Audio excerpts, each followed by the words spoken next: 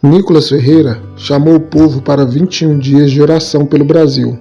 Ele está fazendo lives diárias e a cada dia ele traz um convidado diferente. E dessa vez a convidada foi a cantora Eishla.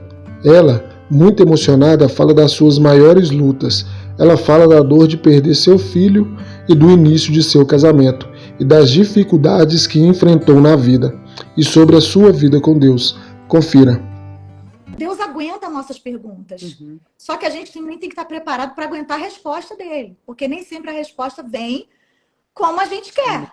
De vez em quando vem uma resposta, como aconteceu aqui com Abacuque, vai piorar. Segura a tua onda, aperta o teu cinto, porque a tendência é piorar. No caso de Abacuque, Judá estava sitiada pelos caldeus. E não tinha jeito. Ia ser o domínio babilônico ali por um tempo. Essa era a sentença divina. Por um tempo, eles ficariam ali reféns dos caldeus. Não seria para sempre, seria por um tempo. Entenda que a disciplina de Deus, ela dura um tempo. Assim como o Salmo diz, o choro pode durar uma noite, mas a alegria virá pela manhã. Nós cremos que a dor ela tem um tempo para existir. Mas quando a alegria chegar, Deus não fala ali o tempo que vai durar. Então a gente tem que estar com os olhos nisso, esperando esse novo tempo, esse novo momento. Porque as nossas orações, elas não estão ficando aqui, elas estão subindo para um Deus que é poderoso. E Abacuque não ficou só no lugar de questionamento. Abacuque, Nicolas, ele saiu desse lugar e a Bíblia diz que depois da resposta de Deus, porque Deus respondeu e Deus falou que ia piorar, Abacuque, ele assumiu um posicionamento.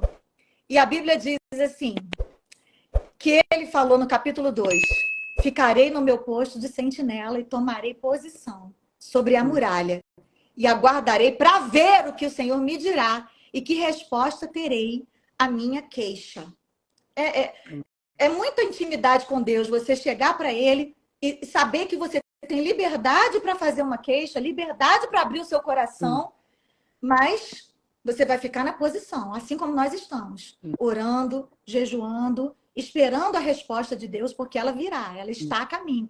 Nicolas, John Wesley dizia assim, que Deus não faz nada além de responder oração. A Bíblia fala do poder da oração. Paulo nos ensina, na sua carta aos Tessalonicenses, orai sem cessar. Ele também fala em Efésios 6, que nós devemos orar continuamente, depois que ele nos apresenta todas as nossas armas espirituais. A oração é a chave da vitória. Se estivermos vivos, subiremos e encontraremos com eles na glória e viveremos para sempre com Cristo, nesse lugar onde não haverá mais dor, nem injustiça, nem morte, nem tristeza. Mas isso tudo, no dia que você está se despedindo de um filho, naquele momento ali, nada faz sentido. Não adianta alguém chegar com a Bíblia toda decorada e citar os versículos mais profundos para você. Não adianta alguém dizer que o seu choro vai passar. Não adianta alguém dizer que você vai ficar bem. E não adianta alguém trazer explicações que você pode até concordar que sejam plausíveis, mas elas não servem para aquele momento. Naquela hora é só chorar.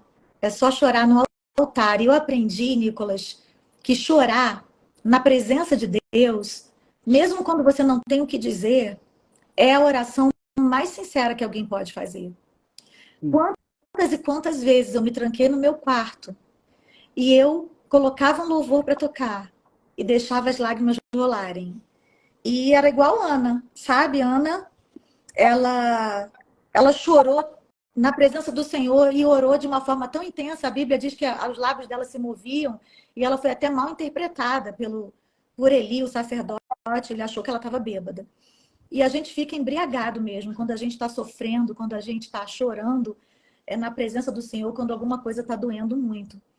Mas eu costumo dizer que quando a gente chora na presença do Senhor, nenhuma lágrima cai no chão. Todas elas são colhidas por Deus. Quando a gente chora em oração. E eu derramei muitas lágrimas, né, diante do meu Deus, para que o Senhor arrancasse do meu peito aquela dor. E eu achava que nunca ia superar isso. Que eu nunca ia conseguir sair daquele lugar.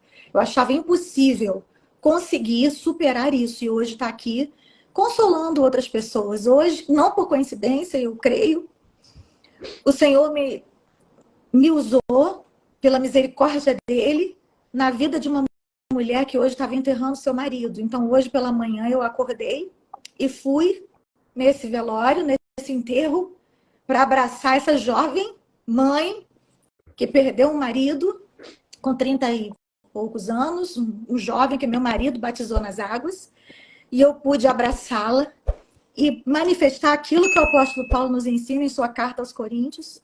Sabe, ele diz que bendito seja o Deus e Pai de nosso Senhor Jesus Cristo, Deus de toda consolação, Pai das misericórdias, que nos consola em nossas tribulações, para que nós possamos consolar os outros, com a mesma consolação com a qual de Deus temos sido consolados. Então, eu acredito que aqueles que oram, Nicolas, eles não têm que sofrer como quem não tem esperança. E essa é a diferença. Todos vão sofrer, todos vão, em algum momento, chorar muito, e todos vão passar por momentos difíceis. Não tem como a gente fugir disso. Se você não quer sofrer, pede a Deus para te levar, porque nessa vida a gente vai passar por aflição. Quanto maior a batalha, quanto maior o nível de autoridade que você tem, eu acho que maior é a batalha. Né? Você vai querer... Eu costumo dizer assim, que não vai... A batalha não diminui, é você que vai subindo de nível assim, espiritual. Você vai ficando mais raçudo, sabe? Deus vai te dando mais graça. Graça sobre graça. E o Senhor tem me dado graça para suportar as dores de hoje. Amém. Se eu não tivesse superado o luto de ontem, eu não estaria viva para encarar as lutas de hoje. Amém. Porque as lutas não respeitam os lutos. Amém. Os lutos, eles precisam ser vencidos, eles precisam ser vivenciados, eles precisam ser elaborados, para que você possa ser fortalecido, consolar a outros e experimentar e viver e triunfar sobre cada batalha que vier diante de você. Eu acredito que a oração, ela tem sido a minha maior chave de vitória.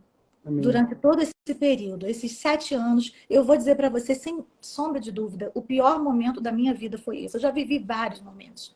Meu marido já me deu trabalho no início do casamento, ele foi liberto das drogas, hoje ele é um pastor, cheio do Espírito Santo, homem usado por Deus. Eu sofri muito naquela época, eu já perdi a minha voz, já fiquei um ano inteiro sem cantar, sem voz nem para falar, depois de uma cirurgia. Mas nada se compara a esse momento que eu vivi, me despedindo do meu filho. Eu não desejo isso para ninguém, nem para o meu pior inimigo.